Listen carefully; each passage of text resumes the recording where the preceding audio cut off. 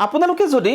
LP TET বা UP টেটৰ বাবে প্ৰস্তুতি চলাই আছে তেতিয়াহ'লে এই ভিডিঅ'টো আপোনালোকৰ বাবে অতি গুৰুত্বপূৰ্ণ ভিডিঅ' হ'ব কিয়নো আমি এই ভিডিঅ'ত আপোনালোকৰ এলপি টেট আৰু ইউপি টেটৰ উপযোগী শিশুৰ বিকাশ আৰু শিক্ষণ শৈলী অৰ্থাৎ চাইল্ড ডেভেলপমেণ্ট এণ্ড পেডাগজি বিষয়টোৰ পৰা 30টা সম্ভাৱ্য প্ৰশ্ন উত্তৰ আলোচনা কৰিম সো আপোনালোকে ভিডিঅ'টো শেষলৈকে স্কিপ নকৰাকৈ চাই থাকিব এই 30টা প্ৰশ্ন উত্তৰ আপোনালোকৰ কাৰণে বহুত ইম্পৰ্টেন্ট হ'ব আগন্তুক টেট পৰীক্ষাৰ বাবে এই 30টা প্ৰশ্ন উত্তৰ বহুত ইম্পৰ্টেন্ট হ'ব সেই কাৰণে আপোনালোকে প্ৰতিটো প্ৰশ্ন বুজিবলৈ যত্ন কৰিব আৰু প্ৰতিটো প্ৰশ্নৰ উত্তৰ মনত ৰাখিবৰ কাৰণে চেষ্টা কৰিব আৰু এটো হৈছে আমাৰ দ্বিতীয়টো খণ্ড অৰ্থাৎ ইতিমধ্যে আমি 30টা প্ৰশ্ন আলোচনা কৰিলো প্ৰথম খণ্ডটোত আপোনালোকে যদি আগৰ ভিডিঅ'টো চোৱা নাই চাই ল'ব এই ভিডিঅ' ডেসক্ৰিপচন বক্সত লিংক দিয়া থাকিব বা আপোনালোকে মোৰ ইউটিউব চেনেলৰ প্লেলিষ্টত গৈও বাকি ভিডিঅ'সমূহ চাব পাৰিব সো এতিয়া আমি দেৰি নকৰাকৈ আলোচনা কৰো আজিৰ ভিডিঅ'ৰ প্ৰথমটো প্ৰশ্ন আপোনালোকে দেখিবলৈ পাইছে কৈছে যে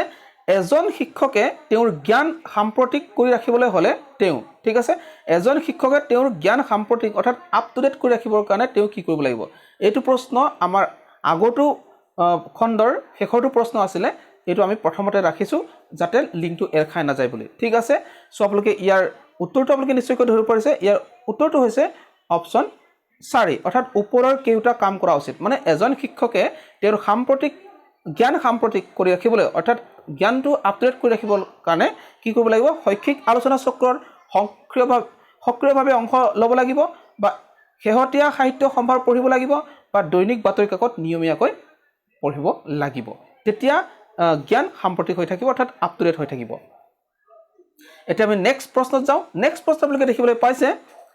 কৈছে যে শৈশৱ কালৰ ল'ৰা ছোৱালীক প্ৰদান কৰা শিক্ষাক কি বোলে ঠিক আছে ইয়াত প্ৰাক প্ৰাথমিক শিক্ষা বোলে আছে প্ৰাথমিক শিক্ষা বোলে বা মাধ্যমিক শিক্ষা বোলে উচ্চ শিক্ষা বোলে এটা শৈশৱ কালৰ বয়স কিমান আছিল 5 বছৰ বা 6 বছৰ বয়সলৈকে গতিকে তেনেকুৱা ল'ৰা ছোৱালীক ক'ত পঢ়ুৱা হয় গতিকে ইয়াৰ শুদ্ধত্বটো আপোনালোকে নিশ্চয়কৈ ধৰি পৰিছে গতিকে ইয়াৰ শুদ্ধত্বটো হৈছে অপচন ক প্ৰাক প্ৰাথমিক শিক্ষা শৈশৱ কালৰ ল'ৰা ছোৱালীক প্ৰদান কৰা শিক্ষাক প্ৰাক প্ৰাথমিক শিক্ষা বোলে নেক্সট প্ৰশ্নত আপোনালোকে দেখিবলৈ পাইছে এজন ছাত্ৰক শাস্তি দিয়াৰ পাছত আপুনি গম পালে যে ছাত্ৰজন নিৰ্দোষী আছিল তেনে অৱস্থাত আপুনি কি কৰিব ঠিক আছে সো ইয়াৰ শুদ্ধত্বটো হৈছে অপচন 1 তেওঁক দুখিত বুলি ক'ব অৰ্থাৎ তেওঁক সৰি বুলি ক'ব ঠিক আছে আপুনি 2 নম্বৰ অপচন কৈছে অনুশোচনা কৰিবৰ কোনো দৰকাৰ নাই একো নকৰাৰ কোনো কথা নাই গতিকে 4 নম্বৰ আছে অকলশৰীয়া অৱস্থাত তেওঁৰ সন্মুখত আপুনি নিজৰ দুখ স্বীকাৰ কৰিব গতিকে এটো কৰিবলৈ না আপোনালোকে কি কৰিব লাগিব যেহেতু ছাত্ৰজন নিৰ্দোষী আছিল আপুনি গম পালে তেওঁক দুখিত বুলি ক'ব সৰি বুলি ক'ব নেক্সট প্ৰশ্নত আপোনালোকে দেখিবলৈ পাইছে যে শ্ৰেণী কোঠাৰ পৰিৱেশ তেতিয়াহে শান্ত হৈ থাকে কেতিয়া শ্ৰেণী কোঠাৰ পৰিৱেশ শান্ত হৈ থাকে ইয়াৰ শুদ্ধত্বটো হৈছে অপচন 3 অৰ্থাৎ শিক্ষাৰ্থী আৰু শিক্ষকৰ মাজত সৌহাৰ্দ্যপূৰ্ণ সম্পৰ্ক বিৰাজ কৰে যেতিয়া শিক্ষাৰ্থী আৰু শিক্ষকৰ মাজত সৌহাৰ্দ্যপূৰ্ণ সম্পৰ্ক বিৰাজ কৰে তেতিয়া শ্ৰেণী কোঠাৰ পৰিৱেশ শান্ত হৈ থাকে নেক্সট প্ৰশ্ন কিণ্ডাৰগাৰ্টেন স্কুলৰ প্ৰতিষ্ঠাপক কোন আছিল অপচন আছে ফ্ৰৱেল ৰুছু আৰু প্লেটো ইয়াত ৰুছু হ'ব লাগে ঠিক আছে ৰুছে হৈ থাকিলে ৰুছু হ'ব লাগে সো ইয়াৰ শুদ্ধ উত্তৰটো হৈছে অপচন খ ফ্ৰৱেল কিণ্ডাৰগাৰ্টেন স্কুলৰ প্ৰতিষ্ঠাপক আছিল ফ্ৰৱেল নেক্সট প্ৰশ্ন আপোনালোকে দেখিবলৈ পাইছে কিণ্ডাৰগাৰ্টেন শব্দৰ অৰ্থ ঠিক আছে কিণ্ডাৰগাৰ্টেন ফ্ৰৱেলে প্ৰতিষ্ঠা কৰিলে এতিয়া কিণ্ডাৰগাৰ্টেন মানেনো কি ফুলৰ বাগিচা নে ফলৰ বাগিচা শিক্ষকৰ বাগিচা নে শিশুৰ বাগিচা সো ইয়াৰ শুদ্ধ উত্তৰটো হৈছে অপচন ঘ শিশুৰ বাগিচা কিণ্ডাৰগাৰ্টেন শব্দটোৰ অৰ্থ হৈছে শিশুৰ বাগিচা নেক্সট প্ৰশ্ন এজন ভাল শিক্ষক সেইজনহে যি পাঠদানৰ সময়ত কি কৰে ঠিক আছে ইয়াৰ শুদ্ধ উত্তৰটো হৈছে অপচন 4 অৰ্থাৎ উল্লিখিত কেউটা স্তৰৰ স্থানত গুৰুত্ব দিয়ে ওপৰত যে তিনটা অপচন আছে এই তিনটা অপচনে শুদ্ধ অৰ্থাৎ এজন ভাল শিক্ষক সেইজনহে যিজনে পাঠদানৰ সময়ত কি কৰে দুখীয়া আৰু প্ৰতিবন্ধী শিক্ষাৰ্থীক গুৰুত্ব দিয়ে দুৰ্বল ছাত্ৰক গুৰুত্ব দিয়ে আৰু মেধাৱী আৰু ধীমান ছাত্ৰক গুৰুত্ব দিয়ে ঠিক আছে নেক্সট প্ৰশ্ন সম্পদ আহৰণৰ ক্ষেত্ৰত আপুনি কি বিচাৰিব টিভি আৰু ৰেফ্ৰিজাৰেটৰ দামী সোফা সেট গাড়ী বা এটা সৰু পুথিভঁৰাল ইয়াৰ শুদ্ধ উত্তৰটো হৈছে অপচন 4 ঠিক আছে এটা সৰু পুথিভঁৰাল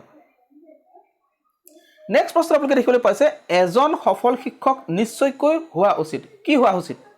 এজন সফল শিক্ষক নিশ্চয়কৈ ছাত্ৰৰ শুভাকাংক্ষী হোৱা উচিত ঠিক আছে অপশ্যন 4 শুদ্ধ নেক্সট প্ৰশ্নত কৈছে শিশু শিক্ষাত ইন্দ্ৰিয় প্ৰশিক্ষণৰ পক্ষপাতী আছিল ঠিক আছে কোন ইয়াৰ শুদ্ধ উত্তৰটো হৈছে অপশ্যন ক মাৰিয়া মন্টেছৰী শিশুৰ শিক্ষাত ইন্দ্ৰিয় প্ৰশিক্ষণৰ পক্ষপাতী আছিল নেক্সট প্ৰশ্ন নাৰ্সাৰী স্কুলৰ প্ৰতিষ্ঠাপক ঠিক আছে নাৰ্সাৰী স্কুলৰ প্ৰতিষ্ঠাপক কোন আছিল Montessori Margaret McMillan Friedrich Froebel Mahatma Gandhi so ইয়াৰ শুদ্ধ উত্তৰটো হৈছে অপশ্যন খ মাৰ্গাৰেট মেকমিলান আছিল নাৰ্সাৰী স্কুলৰ প্ৰতিষ্ঠাপক নেক্সট প্ৰশ্ন আছে মন্টেছৰী বিদ্যালয়ৰ প্ৰতিষ্ঠাতা গৰাকীৰ নাম কোন আছিল জন ডিউ নে পেষ্টালজি নে Maria Montessori John Locke so Montessori বিদ্যালয়ৰ প্ৰতিষ্ঠাতা মন্টেছৰী গতিকে ইয়াৰ শুদ্ধ উত্তৰটো হৈছে অপশ্যন গ মাৰিয়া মন্টেছৰী মাডাম মাৰিয়া মন্টেছৰীয়ে মন্টেছৰী বিদ্যালয় প্ৰতিষ্ঠা কৰিছিল নেক্সট প্ৰশ্ন আপোনালোকে দেখিবলৈ পাইছে এজন শিক্ষক হিচাপে ধৰ্মঘট সম্পৰ্কে আপোনাৰ ধাৰণা কি ঠিক আছে ইয়াৰ শুদ্ধ উত্তৰটো হৈছে অপশ্যন 3 শিক্ষকৰ দৰে সম্ভ্ৰান্ত বৃত্তিৰ ই পৰিপন্থী বুলি আপুনি ভাবিব লাগিব ঠিক আছে এজন শিক্ষক হিচাপে আপোনাৰ ধৰ্মঘট সম্পৰ্কত ধাৰণা থাকিব লাগিব কি বুলি শিক্ষকতাৰ দৰে সম্ভ্ৰান্ত ভিত্তিৰ ই পৰিপন্থী বুলি ঠিক আছে নেক্সট প্ৰশ্ন দীঘল আছে আৰু ইম্পৰ্টেণ্ট সো কৈছে যে যদি এজন বিজ্ঞান শিক্ষকে শ্ৰেণীত কোনো বৈজ্ঞানিক পৰীক্ষাত আশা কৰা মতে ফল লাভ নকৰে তেতিয়া তেওঁ কি কৰিব ঠিক আছে তেতিয়া তেওঁ কি কৰা উচিত মানে যে বিজ্ঞান শিক্ষকজনে শ্ৰেণীত কোনো বৈজ্ঞানিক পৰীক্ষাত আশা কৰা মতে ফল নাপালে তেতিয়া কি কৰিব সো ইয়াৰ শুদ্ধ উত্তৰটো হৈছে অপশ্যন 2 ছাত্ৰক খোলোচাকৈ ক'ব যে এই পৰীক্ষা সফল নহল আৰু এতিয়া সকলোৱে মিলি ইয়াৰ ত্ৰুটিটো ক'ত বিচাৰিব লাগে ঠিক আছে সফল নহল কাৰণে কথাটো লুকুৱাবলৈ যত্ন কৰিব নালাগে ছাত্ৰ ছাত্ৰীক মুকলিকৈ ক'ব লাগে যে এই পৰীক্ষাটো সফল নহল গতিকে ক'তনো ভুল হল আমি বিচাৰো সেই বুলি ছাত্ৰ ছাত্ৰীক জনাব লাগে বা সকলোৱে মিলি তাৰ ত্ৰুটিটো বিচাৰিবলৈ যত্ন কৰিব লাগে নেক্সট প্ৰশ্ন বৌদ্ধিক মানসিক বিকাশৰ ক্ষেত্ৰত শিশুৰ ব্যক্তিগত বৈষম্য পৰিলক্ষিত হয় নে নহয় ঠিক আছে ইয়াৰ শুদ্ধ উত্তৰটো হৈছে অপশ্যন ক হয় অৰ্থাৎ বৌদ্ধিক মানসিক বিকাশৰ ক্ষেত্ৰত শিশুৰ ব্যক্তিগত বৈষম্য পৰিলক্ষিত হয় নেক্সট প্ৰশ্ন মনোদৈহিক বিকাশৰ ক্ষেত্ৰত শিশুৰ লিংগভেদ পাৰ্থক্য আছে নে নাই ঠিক আছে বা সমপৰিমাণৰ নেকি ঠিক আছে ইয়াৰ শুদ্ধ অপশ্যনটো হৈছে অপশ্যন ক পাৰ্থক্য আছে ঠিক আছে মনোদৈহিক বিকাশৰ ক্ষেত্ৰত শিশুৰ লিংগভেদ পাৰ্থক্য আছে ঠিক আছে নেক্সট প্ৰশ্ন আগ্ৰহ মনোযোগৰ সুপ্ত অৱস্থা আৰু মনোযোগ আগ্ৰহৰ সক্ৰিয় অৱস্থা ঠিক আছে বহুত ইম্পৰ্টেণ্ট বাক্য হয় দৰকাৰী কৈছে যে আগ্ৰহ মনোযোগৰ সুপ্ত অৱস্থা আৰু মনোযোগ আগ্ৰহৰ সক্ৰিয় অৱস্থা উক্তিটো কাৰ আছিল William James Stout McDougall Pavlov so ইয়াৰ শুদ্ধ উত্তৰটো হৈছে অপশ্যন গ মেকডুগাল ঠিক আছে মেকডুগালৰ আছিল যে আগ্ৰহ মনোযোগৰ সুপ্ত অৱস্থা আৰু মনোযোগ আগ্ৰহৰ সক্ৰিয় অৱস্থা ঠিক আছে মেকডুগালৰ নেক্সট প্ৰশ্ন কৈছে যে যদি আপোনাক বিদ্যালয়খনৰ আটাইতকৈ দুৰ্বল শাখাটো ক্লাছ কৰিবলৈ দিয়া হয় তেতিয়া আপুনি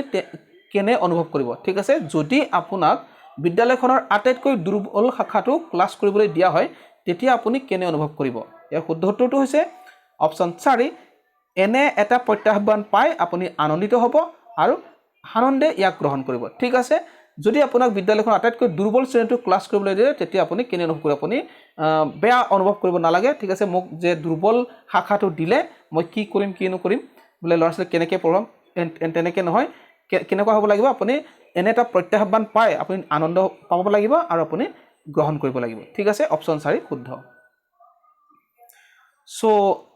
নেক্সট প্ৰশ্ন আপোনালোকে দেখিবলৈ পাইছে যদি কোনোবাই আপোনাৰ দৃষ্টিভংগী সমৰ্থন নকৰে তেতিয়া আপুনি কি কৰিব ঠিক আছে আপুনি কিবা এটা ক'ব বিচাৰিছে আপোনাৰ দৃষ্টিভংগী যদি সমৰ্থন নকৰে তেওঁক আপুনি কেনেকৈ মানে কি কৰিব তাৰ মানে ঠিক আছে সো ইয়াৰ শুদ্ধ উত্তৰটো হৈছে অপশ্যন 3 আপুনি কি কৰিব লাগিব আপোনাৰ দৃষ্টিভংগী প্ৰাসংগিকতা বুজাই তেওঁক পতিয়ন দিয়াবলৈ যত্ন কৰিব ঠিক আছে যদি কোনোবাই আপোনাৰ দৃষ্টিভংগী সমৰ্থন নকৰে তেতিয়া আপুনি কি কৰিব লাগিব আপোনাৰ দৃষ্টিভংগীৰ প্ৰাসংগিকতা বুজাই তেওঁক পতিয়ন দিয়াবলৈ যত্ন কৰিব লাগিব ঠিক আছে নেক্সট প্ৰশ্ন আগ্ৰহৰ ফলত মনোযোগ বাঢ়ে নে কমে ঠিক আছে বা একে থাকে কি হয় সো আগ্ৰহৰ ফলত মনোযোগ ইয়াৰ শুদ্ধটো হৈছে অপশ্যন ক অৰ্থাৎ বাঢ়ে আগ্ৰহৰ ফলত মনোযোগ বৃদ্ধি হয় আগ্ৰহ থাকিলে আগবাঢ়িব পাৰিব মনোযোগ বাঢ়িব ঠিক আছে নেক্সট প্ৰশ্ন আগ্ৰহ হল গতিশীল মনোভাৱ কথাষাৰ সত্য নে অসত্য বা আংশিকভাৱে সত্য নে আংশিকভাৱে অসত্য ঠিক আছে সো ইয়াৰ শুদ্ধ উত্তৰটো হৈছে অপচন ক অৰ্থাৎ সত্য আগ্ৰহ হল গতিশীল মনোভাৱ কথাষাৰ সত্য নেক্সট প্ৰশ্ন আপোনালোকে দেখিবলৈ পাইছে সুপ্ত বা প্ৰকৃত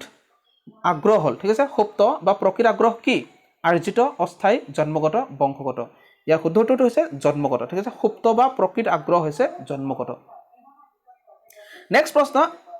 আমাৰ ভাববৃত্তি অভ্যাস চৰিত্ৰ আদৰ্শ আৰু ৰুচি আদিৰ ফলত সৃষ্টি হোৱা আগ্ৰহ কোৱা হয় ঠিক আছে আমাৰ ভাববৃত্তি অভ্যাস চৰিত্ৰ আদৰ্শ আৰু ৰুচি আদিৰ ফলত সৃষ্টি হোৱা আগ্ৰহক কোৱা হয় কি বুলি কোৱা হয় প্ৰকৃত আগ্ৰহ স্থায়ী আগ্ৰহ অস্থায়ী আগ্ৰহ আৰ্জিত আগ্ৰহ সো ইয়াৰ শুদ্ধ অপচনটো হৈছে অপচন ঘ আৰ্জিত আগ্ৰহ ঠিক আছে আমাৰ ভাববৃত্তি অভ্যাস চৰিত্ৰ আদৰ্শ আৰু ৰুচি